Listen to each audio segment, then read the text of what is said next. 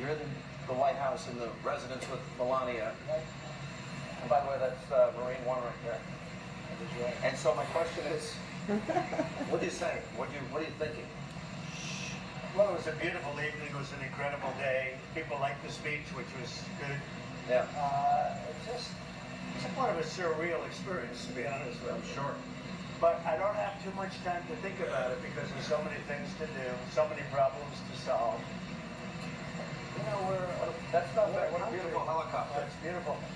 We're a country that has some difficulty, to put it mildly, some very difficult situations. But we'll get them straightened out. I have known you for years. And on a personal level, whenever I've ever talked to you, it's either 11 p.m., 12 midnight, 1 a.m., or 5 or 6 a.m. You're a workaholic. Well, I like working.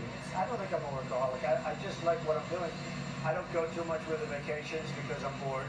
You get bored on vacation? And the good thing about this, I have plenty to do. Yeah, so there's plenty to do. So the ultimate, I would say. Hard on your family. For example, I met your son, right, 10-year-old. What a wonderful, smart, charming kid. And then they attack him. That's got to hurt you. Well, Saturday Night Live, a person from Saturday Night Live was terrible. It's a failing show. It's not funny. Alec Baldwin's a disaster. He's terrible on the show. And by the way, I don't mind some humor, but terrible. But for them to attack, for NBC to attack my 10-year-old son is a disgrace. And he's a great kid. And he's a great boy. And it's not an easy My thing boy. for him. Believe me. I know you talked a little bit about this, the nuclear codes. Okay. How long was that meeting? How in-depth is it? Well, I don't go into it. I can tell you, though, that's serious stuff.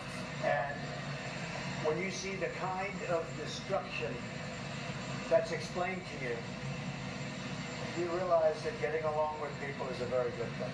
And that's when you said about Putin. If we can get along, we'll get along. And I don't know Putin, but if we can get along with Russia, that's a great thing. It's good for Russia. It's good for us. We go out together and knock the hell out of ISIS, because that's a real sickness. You know, the whole ISIS thing is a real sickness. But if we get along with Russia and other countries, not just, we should get along with everybody if we can. Now, in some cases you won't be able to, but we got to try. In many cases, it's going to be harder with, I've always said there's a clash of culture or civilizations. You know, countries that practice Sharia. By the way, we're in the Oval Office. This is the Oval Office. The great statue of Abraham Lincoln. By the way, the bust of Martin Luther King, which was falsely reported that it was taken out of the office. When I arrived, it was immediately taken out. These are lying people. These are bad people. And Martin Luther King is here, will always be here. And the apology was this. Yeah. Did you pick look, Alexander Hamilton, Thomas, yeah. We get a shot of these. I did. You picked up I moved paintings around the White House. I just thought it would be great. So we have George Washington, Honest Abe Lincoln. We have Andrew Jackson, who they say was the most like my campaign because his was a vicious campaign. It was a pretty rough campaign. We have a book on Adams and Jefferson. That was the most vicious campaign in the history of our country until this campaign. When you first walk in this office every day, and you think of it, it's great. Just take a look. And look at my desk. Papers. You don't see presidents. Oh my God. One question about the desk, and you have, Ivanka and Jared have young kids. Are we going to see one of the young kids maybe crawl through there? Could be. I think that's a good idea before they get too old. Yeah. But that was John. That's a secret door. Yeah. In that desk, and that was a famous picture. Why did you pick that desk? Well, it was Ronald Reagan. It was a lot of great presidents, actually. FDR, Roosevelt. We've had a lot of great presidents using this desk, and I thought that would be the appropriate desk. You know, when I came here, you have a right to use your desk and this, and you can pick. They have like 7 desks. You were very impressed with your phones too. Well, I have great phones. I have phones that, let me tell you, the technology that we have in this country is incredible. Unfortunately, perhaps we don't use it, but well, we need to. It is great. And the experts that do this work, we have really brilliant people doing it. I assume you're going to be putting, there's a picture of your father. Picture of my father?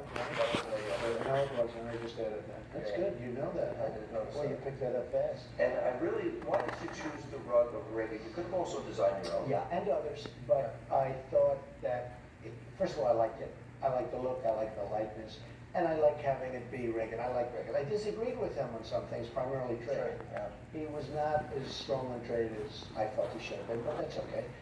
But he represented us very well.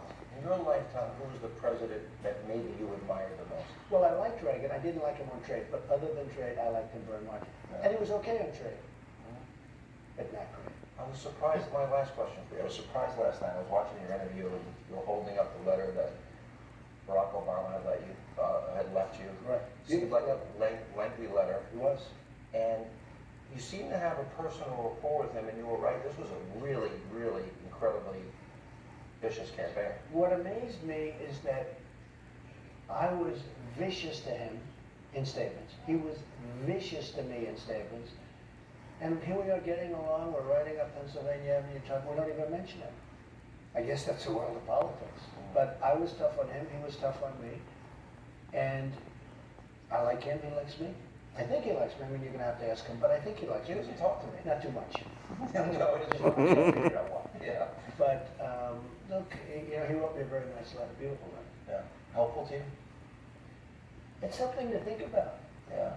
I agree with what the letter he wrote. My very, very last question. Yes. Has this whole experience changed you in any way that you can think of? I don't think I've had the time to be changed because I'm cutting the prices of airplanes, I'm cutting the prices of army tanks, You're working. I'm cutting the prices of submarines. You know, we're lacking submarines and we're going to build new submarines, but the price is too high. So I'm cutting the prices way down. Doing a lot of work. In addition to getting Ford, General Motors, and some others to let's start building cars here, right? Mr. President, good to see you. Thank you for your time. You've been very generous. Thank you very much. And coming up, we have more Hannity right after this break as we continue outside of the White House in Washington, D.C., as Hannity continues.